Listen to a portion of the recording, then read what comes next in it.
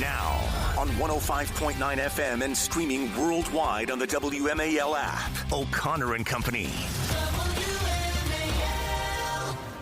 It is 5:07. Good morning. It's Monday. It's this final week of July as we are hitting the dog days of August just momentarily. Thanks for tuning in to O'Connor and Company.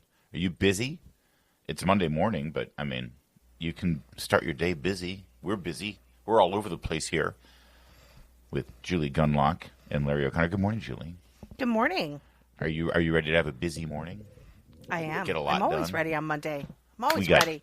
Trump announcing a European deal with the EU, a trade deal. Yeah. We got more fallout from Russiagate. We got tons of stuff to get to. And at 6:05, we'll start with Daniel Turner of Power of the Future to talk about how this EU trade deal affects American energy. It's 6:35. John Myrick, he's a Republican running for Maryland governor. He's the first one that I can know of that threw his name in the ring for next year's election. 7:05, Joe DeGeneva. 7:35, E.J. Antoni will muse on the trade deal. And then at 8:05, Sean Spicer. Ditto. It's Larry O'Connor with Julie Gunlock. Good morning. Did you have a fine weekend, Julie? I had a great weekend. I spent a lot of time with the kids and, just the regular stuff, but it was nice. It was nice. Good. We did one of our whirlwind weekend trips. Just got back from Southern California late last night. Oh dear. Still shaking off the cobwebs. The good thing about flying on a Friday and coming back on it, you never really get on West Coast time. You have no time zone. So true. They don't have to worry about jet lag per se. It's like, oh, are you jet lagged? No, I'm just always tired. That's how we do feels that. No different from a regular Monday. But it was nice. It was nice. Good. And you did any highlights from your time with the family? It was a pretty regular weekend. Obviously we go to church every weekend, and we went to what we call the Hail Mary Mass. The last. What is that? Will you pray for the football season coming up? No. We sometimes get so busy. Patrons say Jaden Daniels and that great game-winning touchdown against the Bears last year. I didn't realize that he's been officially consecrated. It is when sanctified. You miss you miss the Saturday night masses, you miss all the Sunday morning masses, the 7 a.m., so the 9 before a.m., sundown on the 11 Sunday. a.m., the 1 p.m., right? Even the Spanish Mass, you've even missed that one, right? And so there are a few churches in the D.C. area that have masses on Sunday night, okay? And usually they're between, 5 and 6. There's a 5 near us. There's a 5. There's a 5:30, and we got our wires crossed, and we didn't get in the car till 5:30, and there's lots of yelling and get out there. Anyway, we end up at a 6 o'clock mass, which we had listed, sort of in our schedules as like the very, very last mass. We'd never been there. It's in Arlington. Pull cord in case of emergency mass. It's like, totally. all right, if we're really, this is it. Right. This is it. So, and I mean, I have, obviously I have radio on Monday morning. I don't like usually, to be out at that time. Anyway, so we go to this church in Arlington, and Larry, I couldn't believe how woke it was. It was remarkably woke. It was like, I don't know, being at I'm trying to think. Episcopalian church. Thank you. It was like being at Episcopalian church in Alexandria, Virginia. This is funny. I constantly say how jealous I am of the Arlington Archdiocese because you guys have, conservative church. Yes, you're very Catholic. You're Catholics that take Catholics seriously, and you. I used to live in Bethesda, Chevy Chase area. Every church I went to, it was like attending one of the Sunday shows, not Sunday Mass. They were like, Margaret Brennan was giving the guest homily. It was ridiculous exactly. how politicized it was and how liberal it was. We should have walked out. We should have turned. Honestly, we probably should have turned around and just gone and done some prayers at an empty church, because I knew something was wrong when I saw a guy in shorts with a guitar in the choir section. And I mean, that's a sign, right? That's a sign. Yeah. And then although to be fair, a lot of times that late Sunday mass is like that, even at more conservative archdiocese. Like they used to do the Life Teen. Do you ever have Life Teen at your Yes, church? and also they have like a little rock band up there. Yes. Well, apparently this was the mass for young adults. So, okay, fine. Guy in shorts up in the choir area.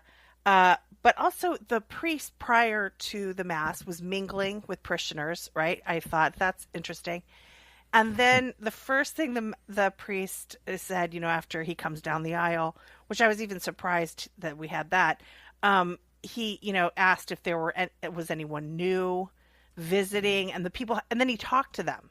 And you know how this is, Larry. This is like, generally we don't really do that. That's a very Protestant kind of evangelical Right. kind of thing. Wait, is this during or he hasn't started yet? Oh, it's during.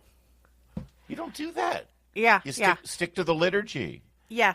Oh, no. And it went on from there. Lots of sort of veering away from the liturgy.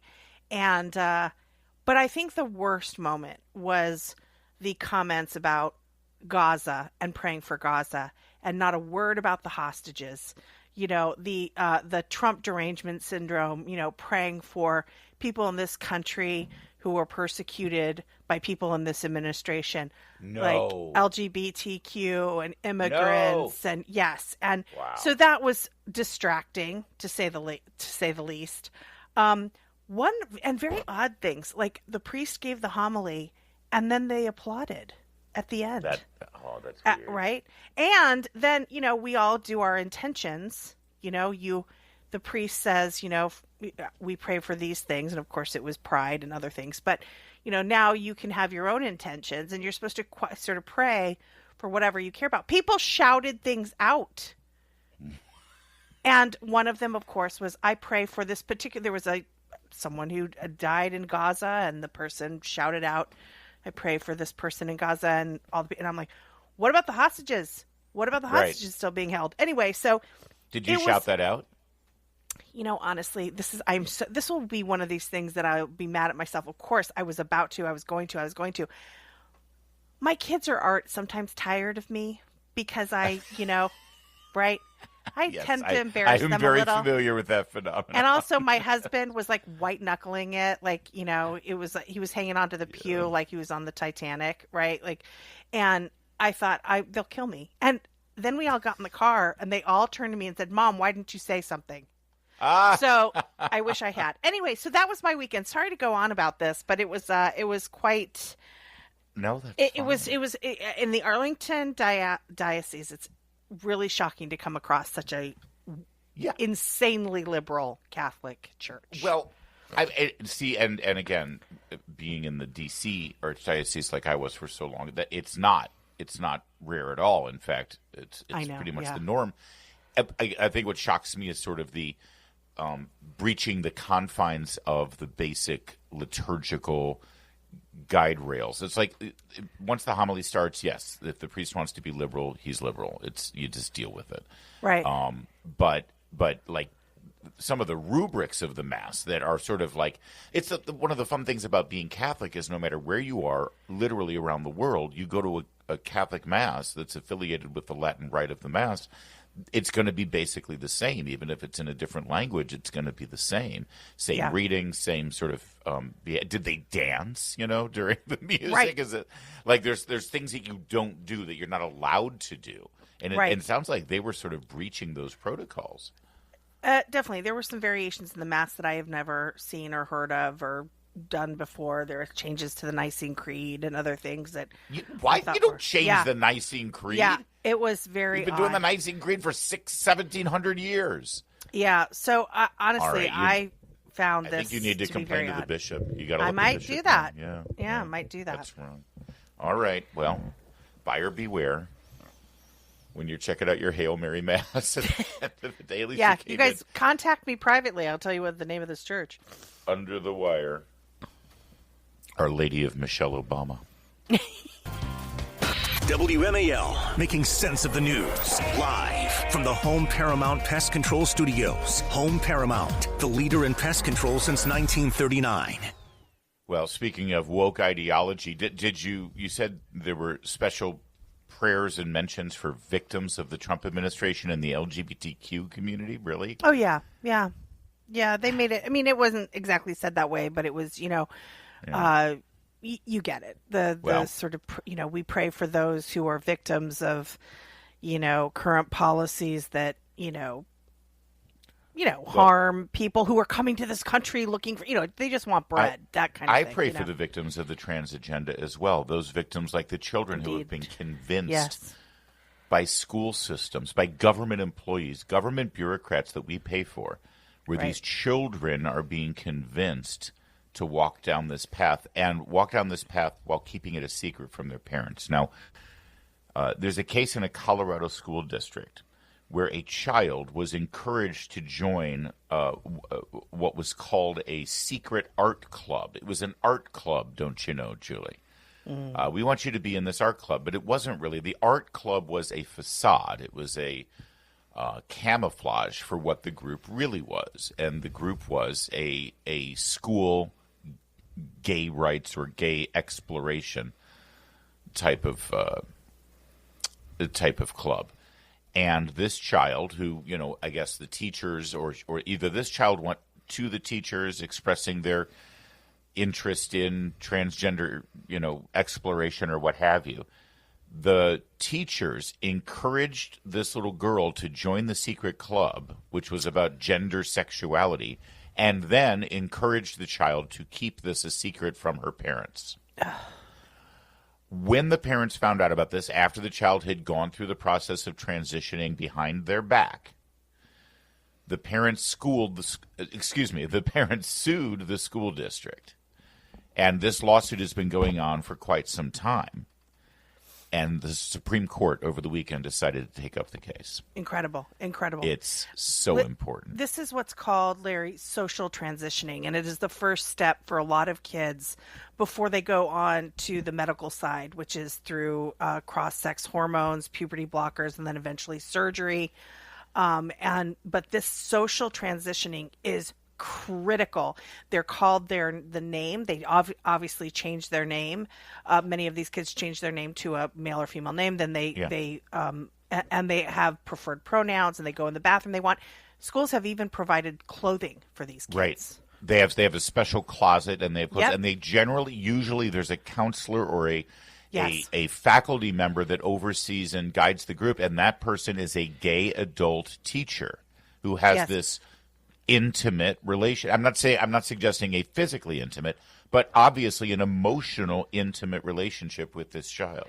And Larry, just so you know, the commitment these schools have, Alexandria, Virginia, ACPS, where my kids were enrolled for years. At one point, we were thinking of switching schools, and we went on a tour of a middle school. Yeah. And guess who the first person to greet us? That teacher in charge of the Pride Club, basically. He was the very first one. He had all his pins on, all his flair. It was the exact, I'm not kidding you. Even for the principal, this guy comes over to us and greets us. I want to praise America First Policy Institute for taking up this case and now taking it straight to the Supreme Court. More details here. It was a 12-year-old girl who was invited by the art teacher to come to the art after school club. This is in Fort Collins, Colorado. It was actually a gay straight awareness club. So here, by the way, it was the teacher who encouraged the child. So this is, again, proactive activities by this teacher. There was a guest speaker at this gay straight awareness club posing as a art club. And the guest speaker told the daughter, at 12 years old now, that if she was not 100% comfortable in her female body, that means she's transgender. Can you imagine telling a little girl going through puberty who's comfortable in their body? Right. The 12-year-old girl who is new to the middle school adopted a transgender identity. It was affirmed by the art club. The guest speaker, a person named Kimberly Chambers, director of Splash Youth, an LGBTQ group open to kids as young as 5 years old, told students parents aren't safe and encouraged them to lie to their parents to attend the club. This lawsuit was dismissed, and then they amended the lawsuit and refiled. It was dismissed again.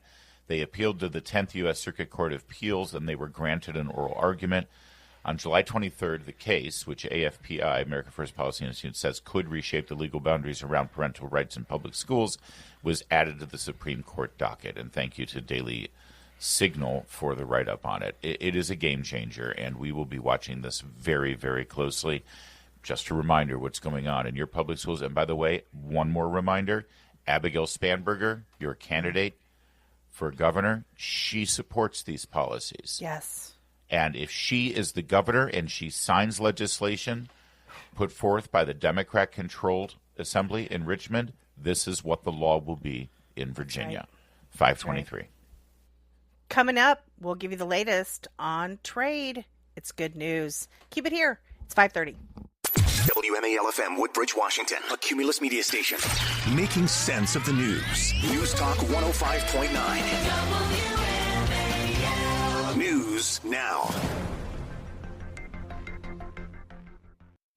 Now on 105.9 FM and streaming worldwide on the WMAL app. O'Connor and Company.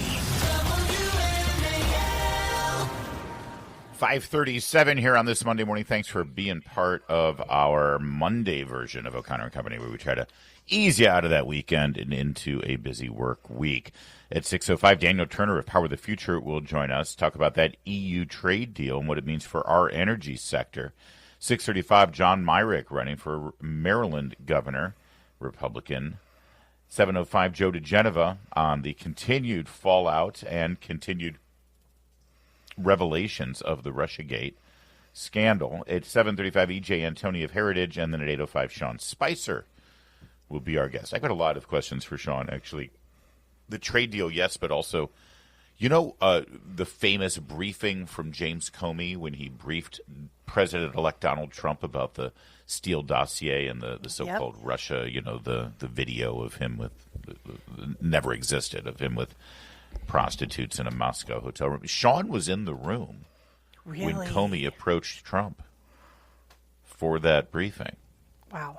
During the transition. And I want to ask him about that now that we're learning so much more about the scandal that everyone in the media is ignoring or saying is no big deal. Which is still amazing, of course, because they were in on it. All right, so we've got plenty about that, obviously, this morning as well. That said, as I mentioned in the rundown there, Julie Gunlock, we're going to talk about this trade deal. Here's how the weekend went. As you know, President Trump left on Friday to go to Scotland. He wanted to see, he's got a golf club there that's been featured in, international competitions, and it's actually been rated by some reviewers as the -- golf club on the planet, and he hasn't been able to visit in years for various reasons. So he went there, and while he got busy, while he was there, he engaged first on Friday with the Prime Minister of England, who, of course, since they're not part of the EU, they've worked out their own trade deal, and they were allegedly going to discuss some details about fleshing that out, getting some of the finer points down. And then he was going to engage with representatives from the European Union. Now, earlier in the day yesterday, here's Trump talking to the press about where things stand. Cut one. Well, thank you very much. It's a beautiful Sunday in Scotland, and we thought we could cut things short and certainly travel distance, right, by having our meeting here. So we discussed options, and it's an honor to have the President of the European Union with us. Ursula's been really done a terrific job for them, not for us, but she's done a great job. And she's highly respected by us also. And we look forward to talking to see if we can do something. We've had a very good relationship over the years, but it's been a very one-sided transaction, very unfair to the United States. And I think both sides want to see fairness, but it's been a very, very one-sided deal, and it shouldn't be. And so we're here with her. I love the setup there, Julie, is great. And by the way, it's a power move to say, why don't you come here? I'm not going to Brussels. I'm in Scotland. Right. You come here to my club. Right. And she's sitting there. It's important because, the optics are really important. He says, she's done a good job, not for us, but for them. He always mixes these compliments. They're like left-handed. Is that what they're called? Left-handed compliments? My backhanded compliments. Yeah, backhanded compliments. There's always a bit of there's always a little bit of a poke, right? And he's so brilliant at it because he says, she's done a great job. She's fantastic. He said, I'm honored that she's here, right? And he mentioned, we thought we'd combine these trips. Anyway, Well, and because of the diplomatic nature of this, and understand in the background is he's already secured a deal with NATO, which is not affiliated directly with the EU, but it's the same membership other than England, first of all, right? For the most part. There's some countries who are NATO and not EU. And of course, the NATO countries on a military basis and for peace and stability and security purposes, have already sort of acquiesced to what Trump wants to make sure that we maintain the NATO affiliation. And so now Trump is like, okay, so now let's talk economics. But that's already sort of in the background. So she has to act diplomatically, and here she was. A tough negotiator and deal maker. What is in front? And fair. And what is in front of us? That's less important. If we are successful, I think it would be the biggest deal each of us has ever struck. So I'm very much looking forward. Ever struck by anybody? That's true. Yeah. That's true. Right now we have that honor goes to Japan. We just struck a deal with Japan, as you know. And we're very close to a deal with China. We really again the psychological nature of this open statement in the negotiations. Yes, this would be the biggest deal. Of course, we just struck the biggest deal with Japan. We got them on board, and we're very close to a deal with China. So you might want to. So, long story short, that's how it started yesterday. How it ended? Well, the announcement here is pretty stunning. Cut 3. Union is going to agree to purchase from the United States $750 billion worth of energy. $750 billion worth of energy. They are going to agree to invest into the United States $600 billion more than they're investing already. So they're investing a large amount of money. Yeah, actually, by my count, $1.25 trillion in energy and other investments in the U.S., plus billions of dollars in military purchases. And what about the tariffs? Well, we'll tell you exactly what the tariffs are going to look like and what the access for European markets are going to be now for American products. More details on this trade deal in a moment. It's 5:43. You know what that amount of money is. It's very substantial, but they're going to invest an additional $600 billion.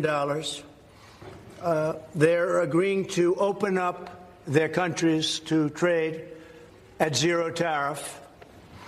So that's a very big factor. Opening up their countries, all of the countries will be opened up to trade with the United States at zero tariff. And they're agreeing to purchase a vast amount of military equipment. All right, and it goes on and on and on about everything that they're doing. Again, $1.25 trillion of investment, half in energy, half in other goods, also military purchases, and you just heard it, zero tariffs on the United States going in. And during this, and she's sitting there, she's the chief negotiator, she's the president of the European Union. She's sitting there as Trump is reading off all of these details of the deal. All right. And as usual, the president is sitting there and saying, all right, who else has a question? Who else? Again, very informal. They're sitting in chairs, not at podiums, nothing scripted. He doesn't have an index card with pre-chosen scripted questions from toadies in the media. With pictures of the media. And so Trump calls on a woman reporter, and she asks, this is a question for the EU commissioner. She says, what are the U.S. concessions? What did the U.S. give up here? What did you get from America? Listen to the answer. So the starting point was an imbalance, a surplus on our side and a deficit on the U.S. side. And we wanted to rebalance the trade relation. And we wanted to do it in a way that trade goes on between the two of us across the Atlantic, because the two biggest economies should have a good trade flow between us. And I think we hit exactly the point we wanted to find. Rebalance, but enable trade on both sides, which means good jobs on both sides of the Atlantic, means prosperity on both sides of the Atlantic, and that was important for us. And I was absolutely stunned when I saw that, Julie. The answer is the U.S. gave up nothing. What happened was the president of the United States went to the European Union and reassessed the last 20 years of trade and said this is ridiculous. You guys are not opening up your markets to us. It's unfair. You have all these barriers. You have all these rules and regulations that keep us from trading. Meanwhile, we're completely wide open over here. It's a huge imbalance. Our companies want to trade in your companies. We're not asking for any special benefit. We just want it to be fair and free and equal. So until you fix that, we're going to tariff everything. No more of this free, no barriers thing. If you want to trade in this economy where America is the number one customer, you want to keep selling to the number one customer on the planet, we're going to charge you a tariff. And we've been making money on those tariffs for the last 3 months. EU said, this is crazy. We got to fix it. We got to fix it. And so they basically did what Trump wanted them to do. Yeah. And they are now saying, okay, we're going to open up our markets now for you. No president has ever even tried to do this. Well, and it took like 3 months. It's also not just that no president has ever done this. It's that it was discouraged. It was discouraged by both parties. You can't do think that. It's really, but I think, yes, I think it's important to note here. Look, I am all for bashing the Democrats. It wasn't just the Democrats. It was the establishment. It was that rotten establishment on both sides that said, this just isn't done. It just isn't done. Did you try asking? Did you try talking about it? That's exactly what Trump did. Oh, I'm sure they asked, and then they were told no, and then they walked away with their Nobel Prizes and their, you know, all the kudos that they got from the World Economic Forum for being such a great, important I don't even know if they. I think there were a lot of think tank conversations about how it's just not done. I don't even know if it was. This is absolutely stunning. I'm sorry. It is. And you all know me. I try to be. I'm not wearing a MAGA hat all the time. This is not the MAGA morning show. Okay. I try to be skeptical. Yes, I support the president. Yes. I am in favor of most of the policies, but I remain skeptical about a lot of these things. I was floored when I saw this statement, when I saw this announcement, when I saw her basically affirm that, basically all we did was we've opened up our markets to your companies now. I mean, think about this, Larry, to also think about how we've strengthened NATO.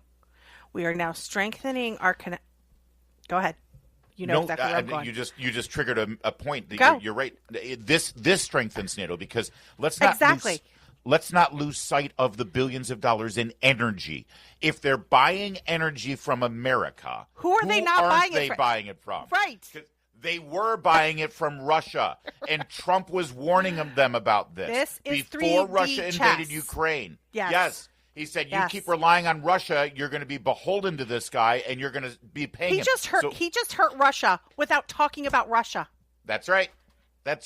I just absolutely. Brilliant. And listen, we got more details of this need to come out, but and a lot of times, Trump's team has been very clever about a lot of this stuff because a lot of times he'll announce a trade deal, and you'll see a statement from the other side like, "Oh, well, we don't exactly think that's our deal. Actually, we're not sure."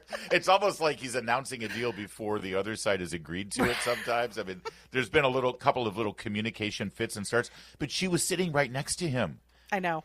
And he was reading from a piece of paper that they came up with. And when asked, what did America give up? She said, well, you have to understand, we started out with a trade imbalance that we were on the winning end here and we wanted to rebalance it. So she's basically saying America didn't give up anything. We gave up everything for America in this deal. Right. It's incredible. And boy, oh boy, is the pressure on China now. This is absolutely stunning.